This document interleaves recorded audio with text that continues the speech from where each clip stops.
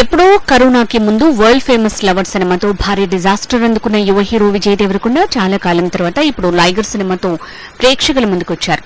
Vijay Devarakonda career లో మొట్టమొదటి pan Indian సినిమాగా విడుదల కాబోతున్న ఈ సినిమాకి పూరి జగన్నాథ్ దర్శకత్వం వహించారు. బాలీవుడ్ బ్యూటీ అనన్య పాండే ఈ సినిమాతో తెలుగు ఇండస్ట్రీకి పరిచయం కాబోతోంది. ఇప్పటికే పలుసార్లు వాయిదా పడ్డ ఈ సినిమా ఎట్టకేలకు భారీ అంచనాల మధ్య ఇవాళ అనగా ఆగస్టు 25, 2022న విడుదలైంది. మరి ఈ సినిమా ప్రేక్షకులను ఎంతవరకు అలరించిందో చూద్దామా? బాలమణి మరియు ఆమె కొడుకు లైగర్ కరీంనగర్ వాసులు. లైగర్ మార్షల్ ఆర్ట్స్ లో జాతీయ ఛాంపియన్ గా నిలవాలని బాలమణి కోరిక. అదే లైగర్ కల కూడా.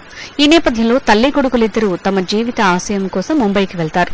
ఒక మంచి కోచ్ ఆధ్వర్యంలో లైగర్ శిక్షణ ప్రారంభిస్తాడు. కానీ తానియాతో ప్రేమలో పడ్డాక కొంత పరధ్యానంలో పడతాడు. మరోవైపు బాలమణి లైగర్ అమ్మాయిలకు దూరంగా ఉండాలని, ప్రేమలో పడొద్దని హెచ్చరిస్తుంటుంది. ఈ నేపథ్యంలో ప్రధాన జంట మధ్య ఎలాంటి వివాదాలు ఏర్పడ్డాయి? లాస్ వెగాస్ లో జరిగిన ప్రపంచ ఎంఎంఏ ఛాంపియన్షిప్ లో లైగర్ గెలిచాడా?